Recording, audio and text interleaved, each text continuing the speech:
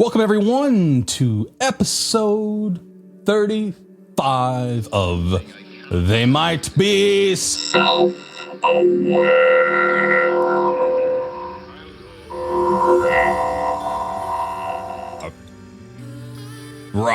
Who is that robot?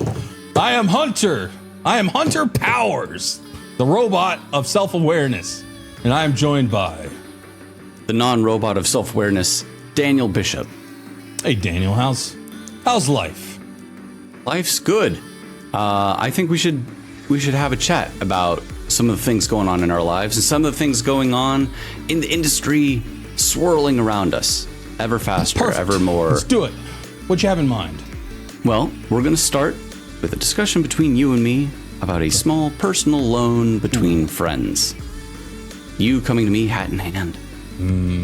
Well, maybe I could offer you something in the form of a new Mistral release. They have they're taking their shot at multimodal, and the little guy is getting bigger. Very excited to hear about that and talk about it with you shortly. We'll also talk about Minecraft and AI together at last, where they've always belonged. Are agents powered by generative AI in Minecraft crafting craftily or just causing chaos? Well, one company causing AI chaos on my pocketbook is Apple, with their new iPhone releases and local large language models running on their phones, but only if you're lucky. And not in the EU. And not right now. Eventually. Also, Eventually. I don't know about you, Hunter, but I'm feeling a little nervous because there's a teaser for next episode that we'll talk about where Google might have made this job, us podcasting, obsolete. Well, if they're making us obsolete, it must be because they are close to creating the Superintelligence. And can you really regulate a superintelligence? The debate rages on in episode 35 of They Might Be Self-Aware.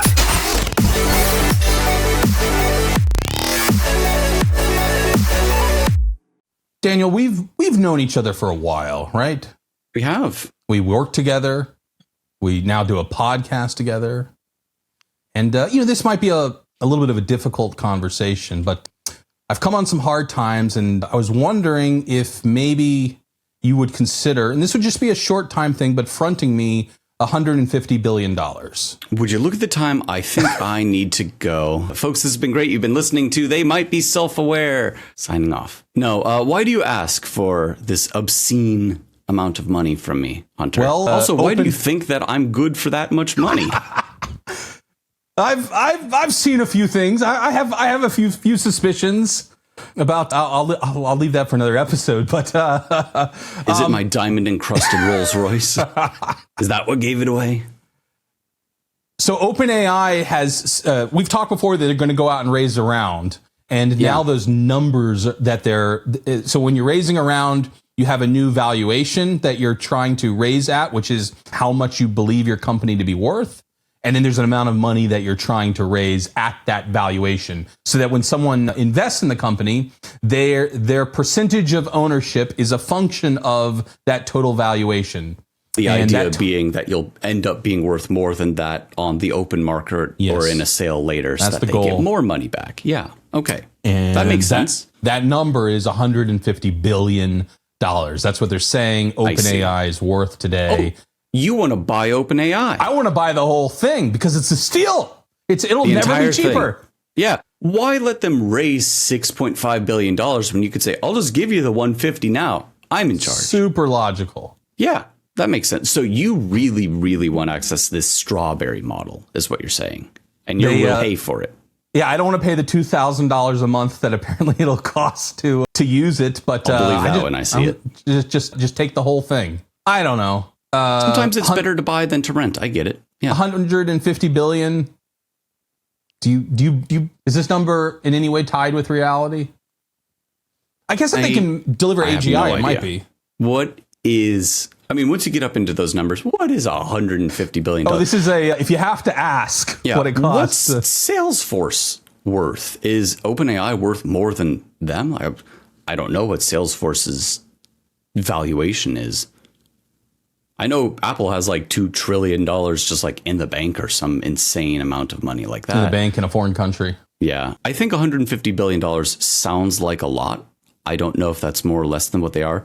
Just from a pure infrastructure, et cetera, perspective, presumably they've got a lot of money tied up in that and research and trying to stay at the forefront of their field. But others are nipping at their heels, Hunter. Are they going to really stay at that top of the pack? We once worked at a company that was valued at $1 billion, right? Or was it 100 billion million plus? Yeah.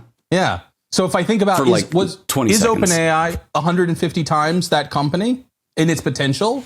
Yeah, that actually probably does. Yeah. All right. Calculate, right? I think so. And I'm not demeaning that company at all. I'm just saying, is OpenAI 150 times that company? Yeah. Yeah. Yeah. Right. In terms of where we used to work and OpenAI has got worldwide, everybody could sign up to it levels of appeal versus like we're in this one industry. Right. Sure. Yeah. So it's a steal. So I've convinced you. You want to just wire that over later today? Not opening up that bank. Yeah. I'll take a check. Wallet. I'll open it. The cartoon moth will come out the top. I'll take a check and I'll write a check for 150 billion. Just try not to cash it. Well, if you're a little short, my recommendation would be to start a safety-focused AI startup. And you'll have that $1 billion, I mean, I don't know, probably by like 4 p.m., 5 p.m. today. I'm 1/150th of the way there. But also, I'm not Ilya Sutskever. How do you pronounce his last name? I don't know. I wasn't going to say it. I just say Ilya. Ilya S. Ilya S. Boy, you'd think on this AI podcast we'd know how to pronounce that guy's last name. But here we are, where we both don't. The point is, this ex-OpenAI high-level employee, one of the co-founders, one of the a lot of people believe him to be the real brains of the operation. Yes. Or the innovator of the operations. Let's put it that way. Yeah. Ilya leaves OpenAI, talks up a lot about how OpenAI is not necessarily as safety focused as they once were. And this is the full, all right, I'll go and do it myself. Safety focused AI startup, SSI. Raised $1 billion. $1 billion seed round, which is kind of unheard of. Woof, give me $1 billion for a seed round. I think the name carried a lot of weight there. And the bona fides of having been one of the co-founders of OpenAI, I don't think I could get $1 billion for a safety startup for AI. Superintelligence. They specifically mention safe superintelligence on there. So, as is everyone else, they're not just trying to make a slightly better, Llama 3.1. They're trying to make something that's smarter than a person and make sure that it doesn't do a Terminator on us. OpenAI has had some issues with shipping recently. We've referenced Sora many times, but lots of things. The advanced voice mode, the next version of their large language model, whether it be Strawberry or GPT-5. And many people have pointed to Ilya's departure as potentially a very significant part to that, because Sam's not building this stuff. No, but they have a lot of very highly paid researchers. They do. I think that there are some people that are those titans of their industry that help push things forward. Maybe Ilya is absolutely one of those people, and without that one person, OpenAI is not the same company.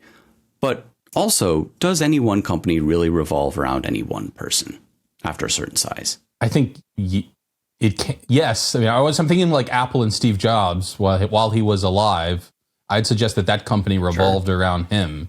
Now, also, but just a good example of, and it can transition out of it because it certainly doesn't revolve around him today. And I would not say that it revolves around Tim Cook the same way that it revolved around Steve. So there's a transition to be made. But yeah, I think a giant company can still revolve around one person. I was thinking like, is Elon Musk another example of that? To a degree, yes, but you could also make the argument no, because he's in so many companies. Obviously, there are other people that are really steering the ship. Sure. Especially as much as possible when he's not looking. When he's spending very large amounts of his time tweeting on a certain social network that he may or may not own. I want to go back and talk about safe superintelligence. And I was a couple episodes ago, I was just talking about self-awareness and all the new, I was talking about the new California regulations and the idea of, can you, once we reach AGI, once we reach self-awareness, can you regulate self-awareness? Can you regulate a superintelligence? Or is the fact that you can regulate it, does that mean that it's not actually the superintelligence? It's not AGI. It is not self-aware.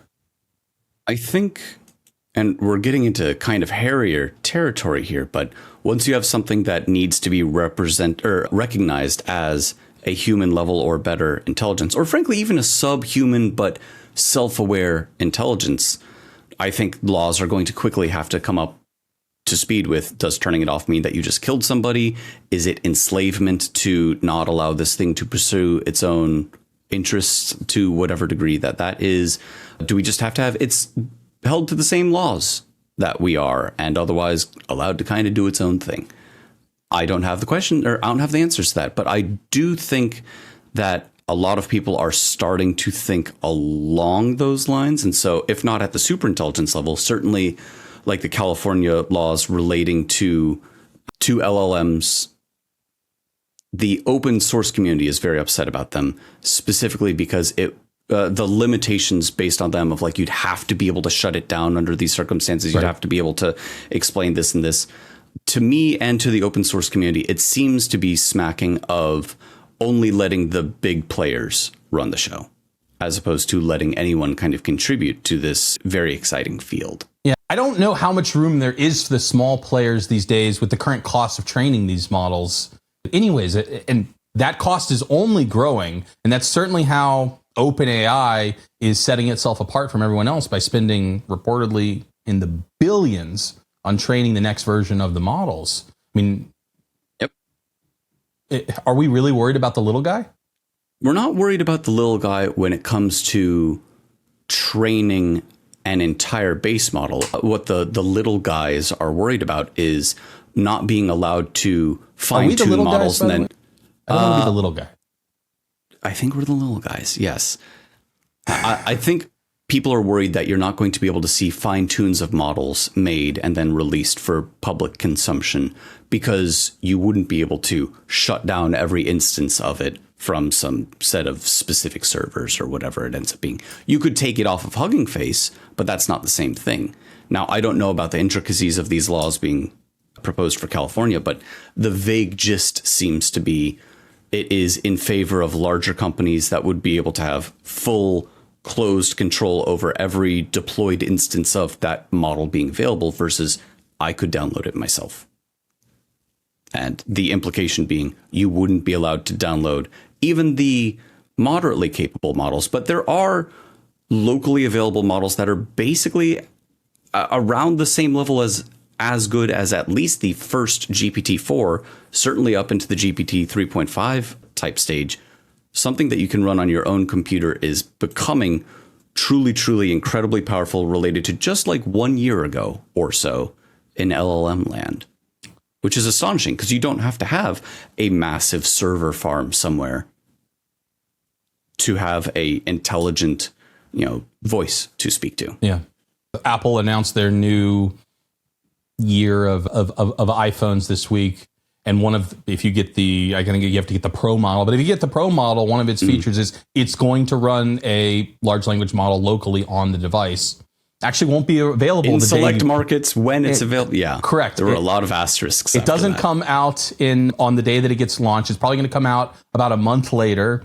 And when it comes out, it's going to be in beta mode. And the whole EU can stick their fingers up their butts because you're not going to see it. Yeah. Hey, these are just facts, folks. Yeah, we've talked previously about how Apple is trying to strong arm the EU into letting them just have all of the data illegally, but legally. Maybe the EU can just run Pixtrel on their iPhones and Android devices. Speaking of locally available things and lots of money having been spent to train a model. So my friends and yours, the Mistral company, which are based out of France, have released very, very recently a new model called Pixtrel. It's their first multimodal model, which means you can send in text and get out text. You can send in images and get out text. I don't remember if it can do image to image as well, but it certainly, here's an image, it goes in. Some of the benchmarks that they've reported looked pretty good. I have not had an opportunity to actually use this yet, but I'm very excited. I think I'm excited for them. I like the idea of multimodal models because you can do maybe some optical character recognition, or you can describe the world around you. There's so many real world uses for like being able to have something describe the world as it is seen in language. Immediately thinking of helping the blind, for example. Still, lots of use cases for this kind of model. A 12 billion parameter model, which is kind of in the mid range. 7 billion seems to be the lowest, but pretty darn capable model that I've seen. And then, there's the 405 billion parameter model. Nobody's running this on their home computers for Llama 3 and 3.1. Have you used their models for anything significant? Yeah. Mistral, like in general. Yeah. Yeah. Mistral, the Pixtrel models, especially their smaller, like 7 billion parameter models. I've run through them while testing with other ones. Good for coding, good for chatting with. I have not gone through the same sort of exhaustive tests that some people, especially in the open source community, have really like latched onto. But in general, I would say that anything that Mistral releases tends to be pretty darn good, punching at its weight class, if not possibly a little above. I don't think that they have their Mistral large model, and we talked about that when that was somewhat recently released. Both you could just download it yourself or use it over their API. That's a very high performing model. It's not the highest performing one, and maybe depending on price points or this or that, it would or wouldn't be what you would choose. But they release good stuff for the size that it is. Are they one of the small players? Are they mid tier? Are they? Well, I mean, they're not Anthropic. They're not, it's no Google or Amazon or OpenAI or anyone with infinite capabilities behind them. But they do seem to continue to be putting out models, like an actual model, not just a fine tune on top of something else, that's tremendously capable. So they have to be at a certain scale. If we're just dividing into big and small players, I call them one of the big ones, I guess. Probably one of the smallest, if not the smallest of the big players, though. I do like how they distribute their files. Yeah. No announcement. Here's a torrent link. Everyone download it. Are torrents still popular? I mean, I guess people regularly use them. There was a time when that was like the way to pirate everything, and I don't know how the piracy game these days. Right? I don't know anything about pirating anything, but I would expect that's where you would still go to pirate things. It is, especially it's still as popular. Every online service continues to fracture and be another monthly charge. They've become the thing that they swore to destroy. All right, I'm not going to go on know anything about torrents, etc. So the Mistral folks will release a model and just say, here is a BitTorrent link so that people can download it in a somewhat distributed way.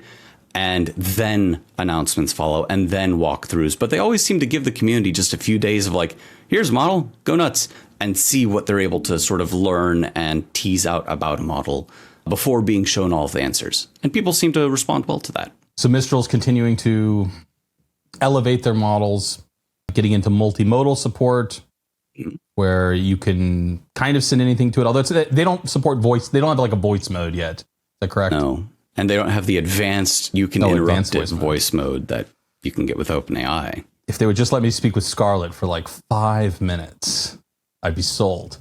Oh boy. I don't know where I was going. Oh, agents. Yeah, and perhaps, or suggesting that maybe that all of this multimodal capabilities moves closer towards being able to create agents that could operate in the real world, because we are multimodal in how we interact and see things and operate. And there's been some interesting developments or experiments in the AI agent front. A couple of different examples, but the one that was most in the news this week is in Minecraft, where someone has deployed over, I think it was 1,000 AI agents running amok in Minecraft. And some of them, it makes sense what they're doing, and some of it's just pure chaos. I've seen some clips on YouTube. Oh, nice. I hadn't actually seen any of the clips of it. Are they chatting with one another, or how are these things interacting amongst themselves? I'm trying to think back now.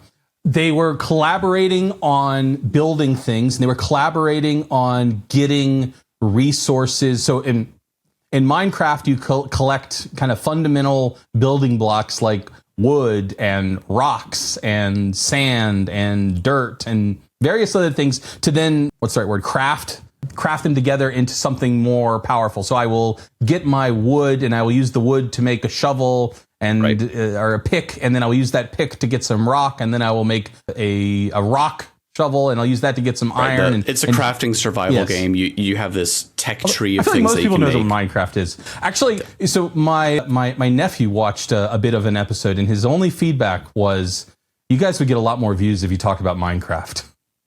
Here we are. I said, "You're probably right." let me pencil that into the next Minecraft the next episode. and AI. Yeah, there we go. So we're now a Minecraft, the only self-aware AI podcast with a niche in the Minecraft that's also popular. We'll put a big sticker on the front now with more Minecraft. So I guess there is like an ability to chat on like a multiplayer server for Minecraft. Presumably then each of these agents are given a personality with here's your system prompt of you're this kind of person and you're a farmer or you're a miner, you're a religious nut jobber, whatever it ends up being.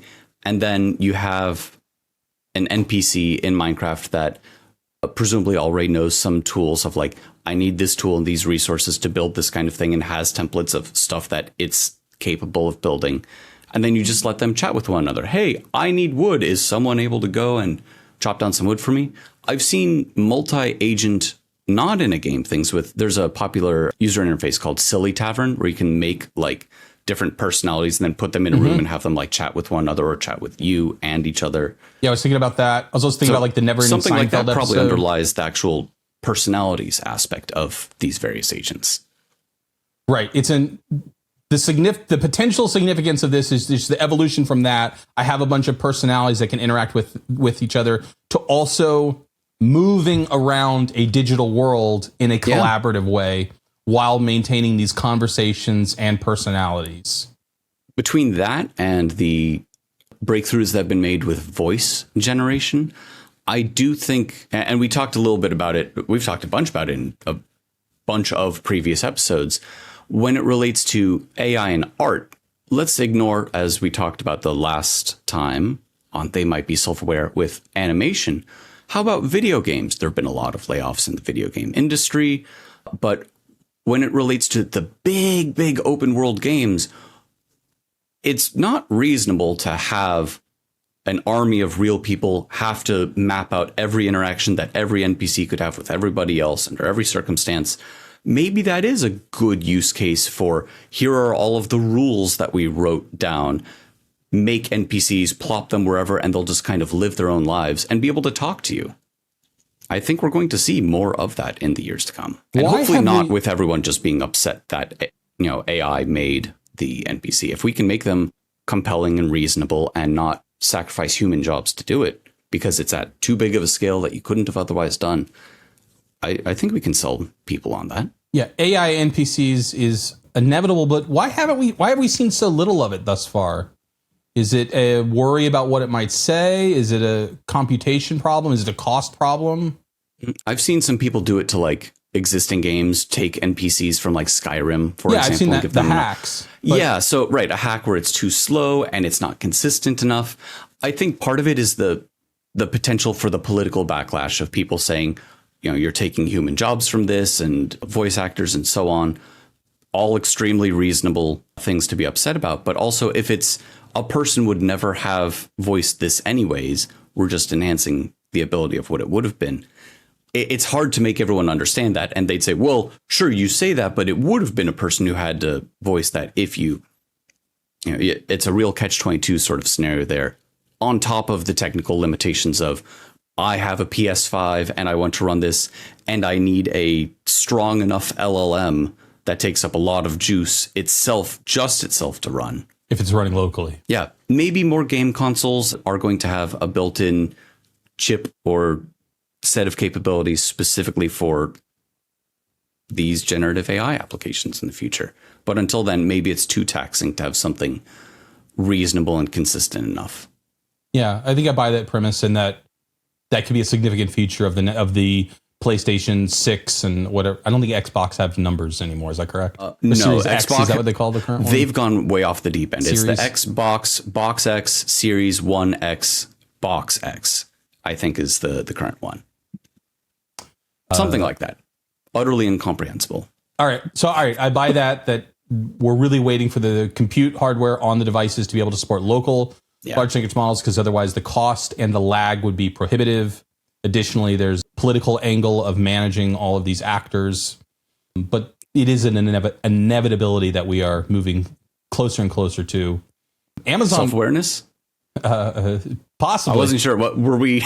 Was that the segue? Or I of course lack all self-awareness, so I don't pick up on these cues.